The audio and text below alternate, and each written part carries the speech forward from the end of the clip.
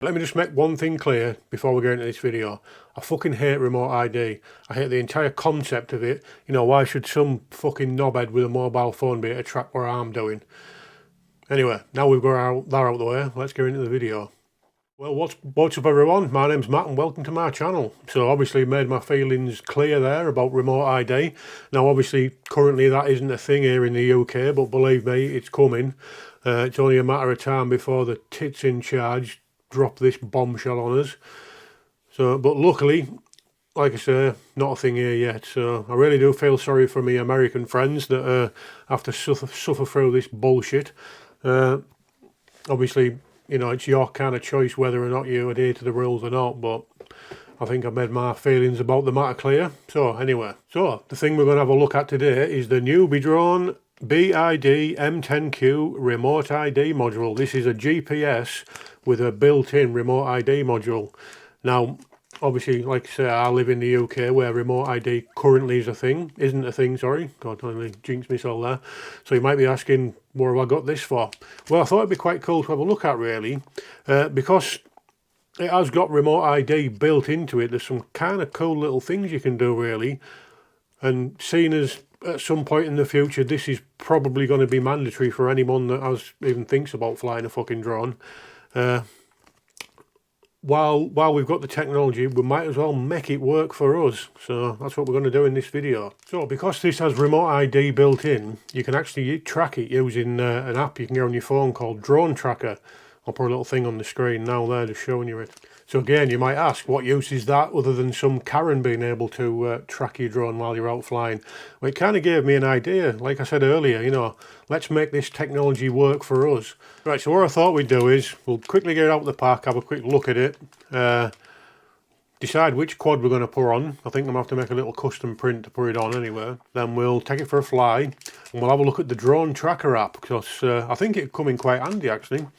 The actual app, which I'll show you all this later when we go out for a fly, you can track your drone almost like a live feed. And I thought it'd come in quite handy for, I mean, we've all seen them videos on YouTube of some dude surfing a mountain or a forest or even a cornfield or out like that. You know, the drone comes down and it's never to be seen again. So I thought it'd be quite fun to put this on, take it to the cornfield near where I live, and take it for a fly, have a quick look at it, tracking the app, and then we'll maybe land the quad at the other side of the field. I'm not actually going to lose my quad. We'll maybe fly to the other end of the field, land it, and then I'll use my phone to go and find the thing and see if it actually works as like a little sort of tracker. So, right, let's get into it. Right, so we'll take it out the packet there. Kind of difficult to do with one hand. That's what she said! There are a couple of little bits in the packet there. And looking at the module, you can sort of see there, looking at the top of it, you've got your normal sort of GPS antenna.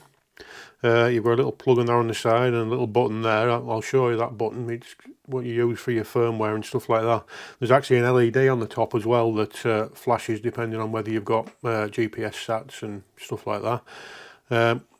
At the side, you can sort of see this is like two PCBs stuck together really.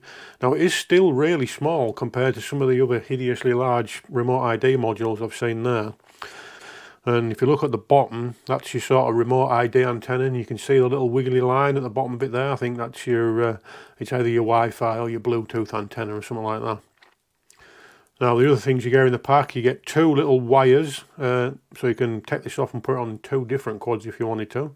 Now, then the other thing you get is your instruction manual, which basically goes through everything more or less that I'm going to show you here.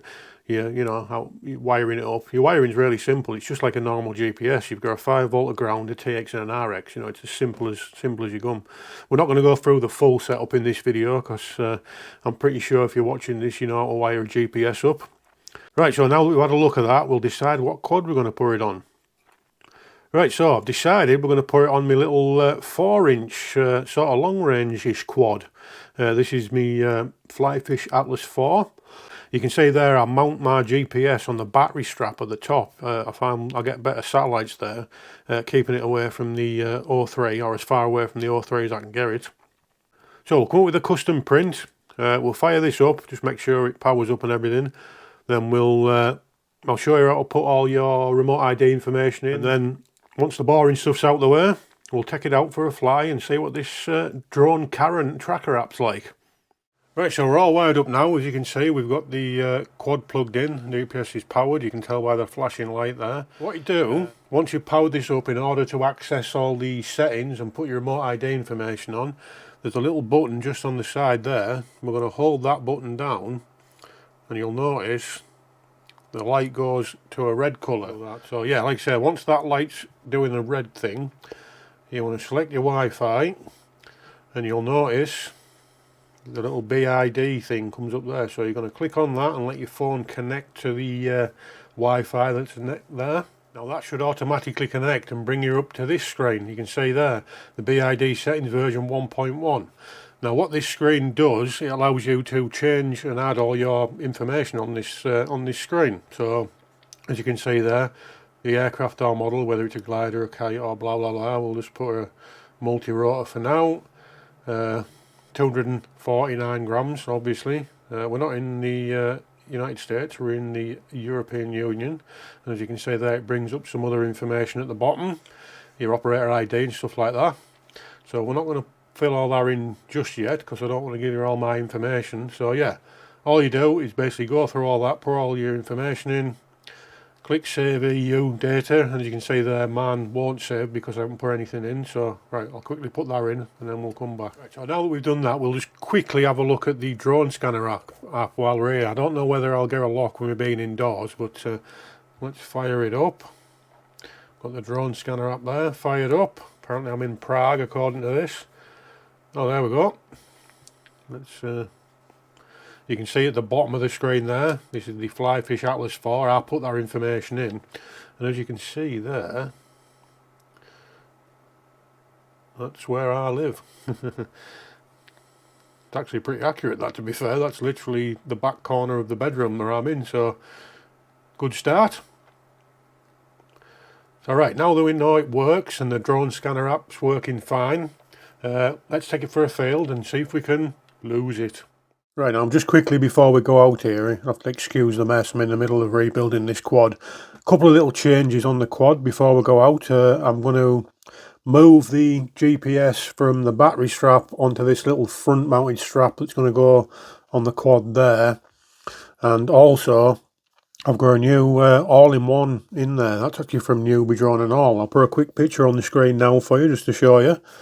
It's an absolute beast, this AIO, like it's, what is it? I think it's 50 amp, it's running AM32, and one of the really cool things about it is you can sort of see there, everything's ran off one plug. Now basically, so all you have to do is plug that in, then you have like 4 wires for your receiver, 4 wires for your GPS. There's a little separate plug on top there for your HD VTX. You can see there I've got my O3 plugged into that one. But basically everything else is running off that one plug, so it's so simple really. Now you can see in here it's going to be a compact little design there. I've got my receiver actually sat on top of my AIO. Right, so I just wanted to show you that there. So we'll see how that goes when we take it out. So we're going to get this quad reassembled now. We're going to go try this GPS and remote ID module out. So right, let's go. Right, so just quickly now before we go out for a flight, I just want to quickly do what I do in every video and give a quick shout out to my patrons. So massive thanks to Tegridi Frank. Your support means a lot, mate, it really does, helps to keep this shit show running. If you want to support the channel for as little as £1 a month, there's links down in the video description to my Patreon. We're also offering channel memberships. Both them options, you get to see my videos up to a week early, depending on when I make them and release them and upload them. There's also links to some affiliate links below as well, stuff like that in the description. And we're doing t-shirts and stickers and shit like that. Anyway, enough shilling for myself. Right, let's go out flying. Right, so we're out at the field now. Now, like I said earlier on, I've had make a couple of changes to this quad. New all-in-one. What else was there? Oh yeah, new GPS mount. That shouldn't really matter much. I've also just had to nip home and change the props because I had a little bit of an accident. I'll show you now. Yeah, sorry, I hit a tree. Now, originally I'd buy blades on this and I forgot to bring any extra props with me. And when I go home to get some more, I found out I've run out of buy blades. So I've had to go back to tri blades on the 4-inch. So shouldn't matter too much what we want to do now anyway.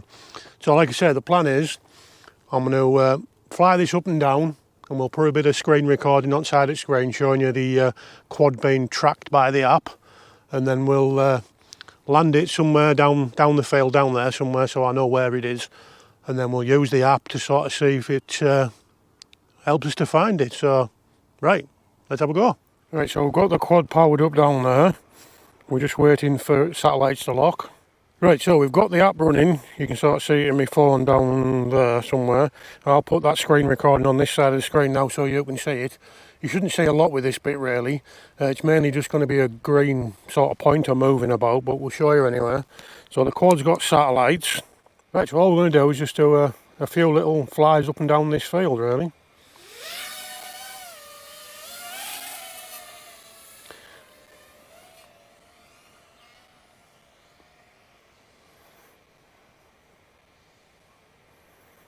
So nothing too dramatic, like I say, we're just going to have a cruise about really just to sort of see that this app works fine.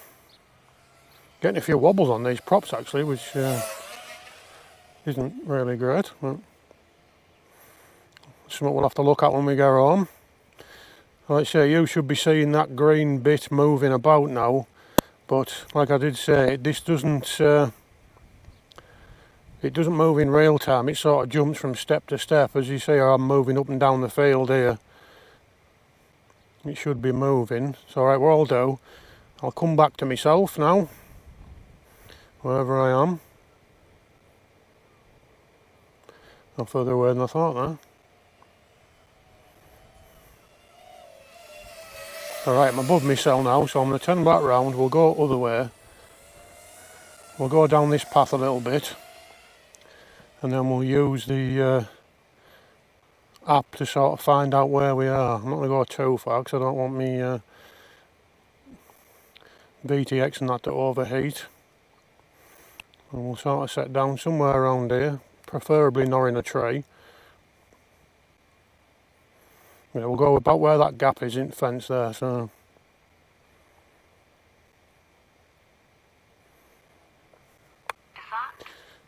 Right, so we're down and we've officially crashed. I'm not going to carry my radio awkwardly here. I don't know if you can see the app there. I've got the app, it should be on the side of the screen. So right, according to this now, it should be down here. Now obviously I know where this is, so let me zoom in a little bit. You can sort of see I'm the blue dot. I should be starting to move now where the quad crashed / landed. Well, it is moving, yeah, I can see it starting to move, so it's a good sign. I can understand how this could be quite handy, you know, especially if I crash somewhere in that, you know.